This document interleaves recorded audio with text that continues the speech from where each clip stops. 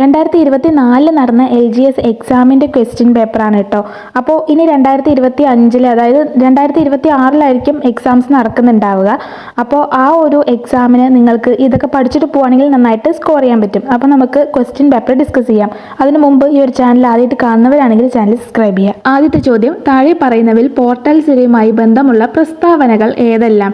ഈ പോർട്ടൽ സിര എന്ന് പറയുന്നത് പോർട്ടൽ വെയിനാണ് കേട്ടോ. നമ്മളുടെ കുടല്, ആമാശയം, അതേപോലെ തന്നെ പാൻക്രിയാസ്, സ്പ്ലീൻ ഇങ്ങനെയുള്ള അവയവങ്ങളിൽ നിന്നും രക്തം കരളിലേക്ക് എത്തിക്കുന്ന ഒരു പ്രധാനപ്പെട്ട വെയിനാണ് പോർട്ടൽ വെയിൻ അഥവാ പോർട്ടൽ സിര എന്ന് പറയുന്നത്.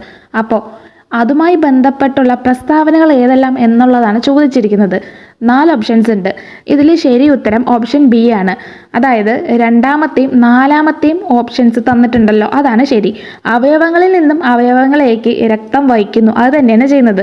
ഇനി നാലാമത്തേന്ന് പറയുമ്പം പോഷകഘടകങ്ങളിലെ വില്ലസിൽ നിന്നും കരളിൽ എത്തിക്കുന്നു. ഇനി രണ്ടാമത്തെ ചോദ്യം, കേരളത്തിലെ ആദ്യ ബയോ റിസോഴ്സ് നാച്ചുറൽ പാർക്ക് നിലമ്പൂരിലാണ്. അപ്പോൾ ഓപ്ഷൻ സി ആണ് കറക്റ്റ് ആൻസർ. 2007 ജനുവരിയിൽ കേരള ഫോറസ്റ്റ് റിസർച്ച് ഇൻസ്റ്റിറ്റ്യൂട്ട് അതായത് KFRI ആണിത് സ്ഥാപിച്ചത്. മൂന്നാമത്തെ ചോദ്യം, ഏത് രോഗത്തിന്റെ രോഗവ്യാപനം കണക്കിലെടുത്താണ് ലോകാരോഗ്യ സംഘടന ആരോഗ്യ അടിയന്തരാവസ്ഥ പ്രഖ്യാപിച്ചത്? ഓപ്ഷൻ എ എംപോക്സ് ആണ് ആൻസർ. എംപോക്സ് എന്നാൽ എന്താണെന്ന് അറിയോ? മങ്കി പോക്സ് വൈറസ് മൂലം ഉണ്ടാകുന്ന ഒരു പകർച്ചവ്യാധിയാണ് എംപോക്സ്. നാലാമത്തെ ചോദ്യം, ഇന്ത്യയിൽ ആദ്യമായി ഹിമാലയൻ കഴുകന്മാരുടെ പ്രജനനം റിപ്പോർട്ട് ചെയ്ത സംസ്ഥാനം? ഓപ്ഷൻ ബി ആണ് ആൻസർ, ആസാം. അഞ്ചാമത്തെ ചോദ്യം, ഡിസാസ്റ്റർ മാനേജ്മെന്റ് ഇൻഷുറൻസ് സ്കീം ആരംഭിക്കുന്ന ആദ്യ സംസ്ഥാനം? ഓപ്ഷൻ സി നാഗാലാൻഡ് ആണ് ശരി ഉത്തരം. ആറാമത്തെ ചോദ്യം, രോഗകാരികളായ സൂക്ഷ്മജീവികളുടെ മരുന്നുകളോടുള്ള അതിജീവന ശേഷിക്കെതിരെ പോരാടാൻ ലക്ഷ്യം വെച്ച് കേരളത്തിൽ നടപ്പാക്കിയ കർമ്മ പദ്ധതിയുടെ പേര്? Option A KARSAP. ഇനി ഈ കർസാപ്പിന്റെ ഫുൾ ഫോം നമുക്ക് നോക്കിയാലോ? Kerala anti microbial resistant strategic action plan.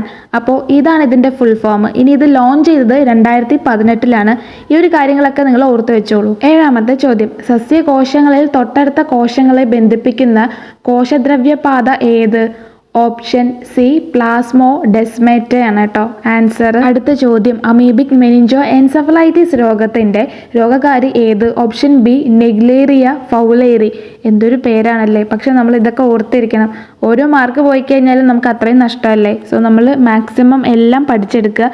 ഈ കടിച്ച പൊട്ടത്തെ വേർഡാണെങ്കിൽ നമുക്ക് പഠിച്ചെടുത്തേ പറ്റുള്ളൂ. 9ാമത്തെ ക്വസ്റ്റ്യൻ, ജീവിതശൈലി രോഗനിയന്ത്രണ പദ്ധതിയുടെ പേരെന്ത്? Option B അതീതം. 10ാമത്തെ ചോദ്യം, ശ്വാസകോശത്തെ ആവരണം ചെയ്ത് കാണുന്ന ഇരട്ട സ്ഥലം? ഓപ്ഷൻ ബി പ്ലൂറയാണ് ശരി ഉത്തരം. 11ാമത്തെ ചോദ്യം, 2023 രസതന്ത്ര നോബൽ സമ്മാനം? ഓപ്ഷൻ ബി 3 പേർക്ക് ലഭിച്ചു. അവരാരൊക്കെയാണ്? ഇവരൊക്കെയാണ്. അവരാരെങ്കിലൊക്കെ ആയിക്കോട്ടെ എന്ന് പറഞ്ഞ് വിടാൻ പറ്റുമോ? നമ്മളൊരു ക്വസ്റ്റ്യൻ പഠിക്കുമ്പോൾ അതിൻ്റെ ചുറ്റിപ്പറ്റി നിൽക്കുന്ന എല്ലാ കാര്യങ്ങളും അറിഞ്ഞിരിക്കണം. കാരണം എങ്ങനെയൊക്കെയാണ് ഇവർ ചോദ്യം ചോദിക്കുക എന്നുള്ളത് നമ്മൾക്ക് ഒരിക്കലും പ്രിഡിക്റ്റ് ചെയ്യാൻ പറ്റത്തില്ല.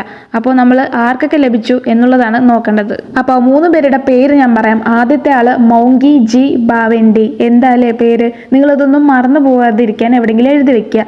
രണ്ടാമത്തെ ആള് ലൂയിസ് ഇ ബ്രസ്. മൂന്നാമത്തെ ആള് അലക്സി ഐ എക്കിമോവ്. 12ാമത്തെ ചോദ്യം, മനുഷ്യ ശരീരത്തിലെ ഏറ്റവും വലിയ ഗ്രന്ഥി ഏത്? ഓപ്ഷൻ ബി കരൾ. ഇനി 13ാമത്തെ, താഴെ പറയുന്നവയിൽ പ്രോട്ടോസോവ രോഗം ഏത്? ഓപ്ഷൻ ബി മലമ്പനി. ഇനി 14ാമത്തെ, രക്തം കട്ടപിടിക്കാൻ സഹായിക്കുന്ന plasma protein? Option C fibrinogen. ഇനി ബാക്കിയുള്ളത് ഞാൻ അടുത്ത പാർട്ടായിട്ട് ചെയ്യാം, കാരണം ഇപ്പം തന്നെ വീഡിയോ ലെങ്ത് ഒരുപാട് കൂടിപ്പോയി. അപ്പോൾ അടുത്ത പാർട്ടിൽ ഞാൻ എല്ലാം സ്പീഡിൽ പറഞ്ഞുതരാം, വലിയ ലാഗൊന്നും ഉണ്ടാവില്ല. സോ അടുത്ത പാർട്ട് കാണാൻ വേണ്ടി ചാനൽ സബ്സ്ക്രൈബ് ചെയ്യുക. നിങ്ങൾ വീഡിയോയ്ക്ക് കമൻറ്റ് ചെയ്യുക, എന്നാലേ ഇത് ഒരുപാട് പേരിലേക്ക് റീച്ച് ആവുള്ളൂ. സോ മാക്സിമം കമൻറ്റ് ചെയ്യാൻ നോക്കുക, ഷെയർ ചെയ്യാൻ നോക്കുക.